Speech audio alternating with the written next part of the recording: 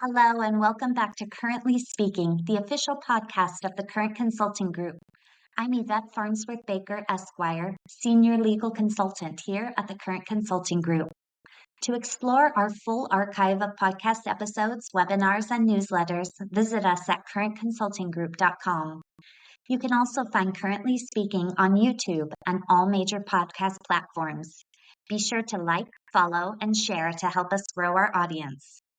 Today's episode is titled Courting Disaster: The Perils of Ignoring State Laws in Workplace Drug Testing.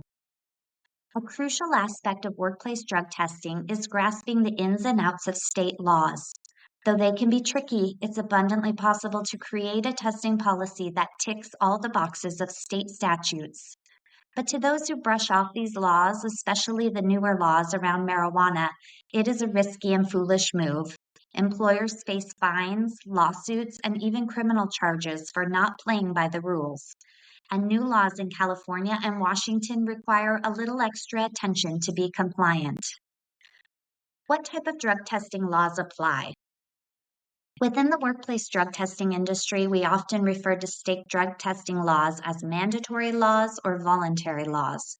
There can also be laws such as laboratory licensing laws or marijuana laws that impact how, when, and where employers can drug test. The risk of noncompliance with state laws depends a lot on what type of law impacts testing in that state. Violating voluntary laws. Voluntary laws have the smallest risk of noncompliance because, just as the name implies, compliance is optional. Voluntary state drug testing laws offer incentives for compliance, but any employer who is willing to opt out of these incentives is free to test however they want to. The incentive for compliance with voluntary drug testing laws is usually a discount on the employer's workers' compensation insurance premiums. Employers who don't comply are simply not eligible for the discount, which may be the right decision when considering new alternative testing methods that save more money than one would realize through the premium discount. Violating lab licensing laws. Laboratory licensing laws are next up in severity. Violating a lab licensing law would most often occur when an employer is conducting on-site point-of-collection testing when the state's lab licensing law requires all testing to be conducted in a lab. Violating these regulations would most likely result in a fine and/or prohibition of on-site testing in the future. Violating mandatory laws and marijuana laws. More serious breaches are violations of mandatory state drug testing laws or violation of marijuana laws. Some mandatory state laws include a penalty for noncompliance in the law. In Minnesota, an employer who violates the state drug testing law is required to pay the attorney's fees of an employee who pursues legal action. In Maine, violation of the law renders the employer liable for an amount equal to 3 times lost wages, reinstatement of employee with full benefits, court costs, and reasonable attorney's fees.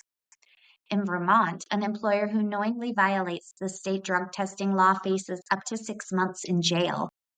Usually, however, the biggest risk of noncompliance is an expensive lawsuit that is costly to litigate and results in a judgment for lost wages to an employee or applicant who tested positive for drugs.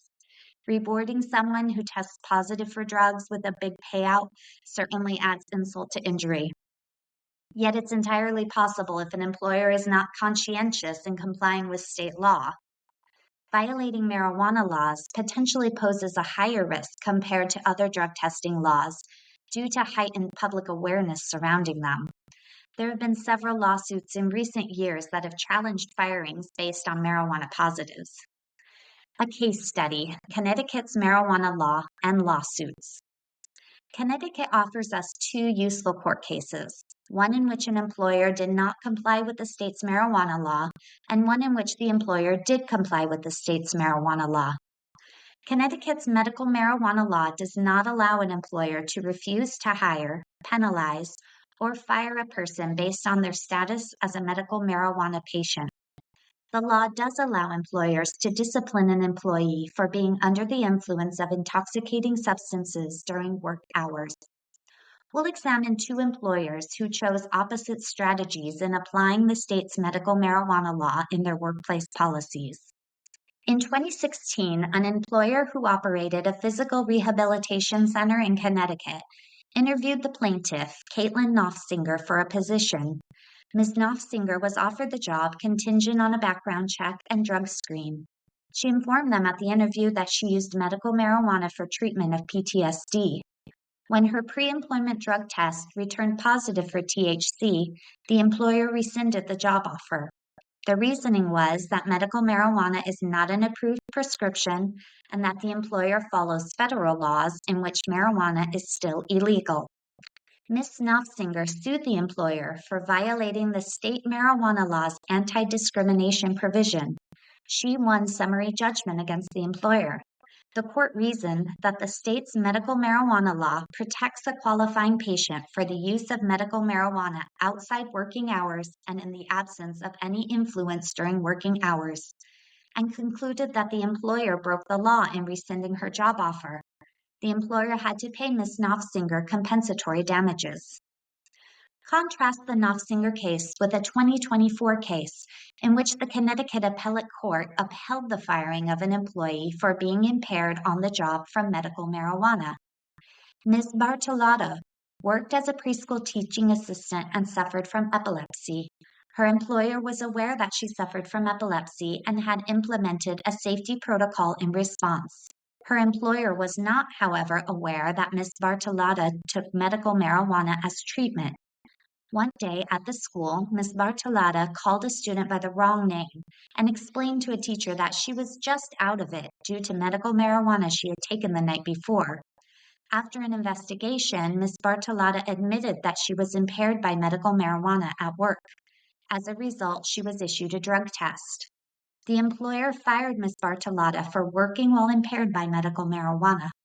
Ms. Bartolotta sued the employer for violating the state's marijuana law and the state's mandatory drug testing law. The employer was granted summary judgment on all counts, and Ms. Bartolotta received no payout. The court reasoned that the employer was very clear during the investigation that Ms. Bartolotta was under investigation for being impaired by marijuana at work, which was a safety risk to the children. She was not fired for her disability and was not refused accommodation for it. Because the employer had a workplace policy that complied with the state's medical marijuana law, the court was confident that Ms. Bartolotta was fired for permissible reasons and that the employer did not violate the state's marijuana law. California, Washington, and more. As new and novel laws come into effect in California and Washington, employers may be tempted to ignore the details and continue testing as they always have. This can be a costly mistake. Marijuana users are becoming increasingly empowered and will be quick to seek out legal counsel for violation of their rights. California and Washington's latest laws favor marijuana testing that does not screen for non-psychoactive cannabis metabolites. Employers are limited in their ability to take adverse employment action based on test results that detect non-psychoactive cannabis metabolites. Testing that screens for the active parent drug of cannabis, however, as oral fluid testing does, is still permitted and can be the basis for employment action, such as refusing to hire or firing an employee. Employers need to be informed about what testing methods they are using and adjust their policies to be fully compliant with these new laws. Conclusion: continued drug testing is not only possible in today's climate, it is more important than ever. Employers do need to take steps, though, to be informed about their state laws and to make sure they are on solid legal footing in their practices. Legal defensibility should be an important consideration to all employers. Thanks for tuning in to another episode of Currently Speaking. To access past episodes, visit currentconsultinggroup.com or find us on your favorite podcast platform. We'll see you next time.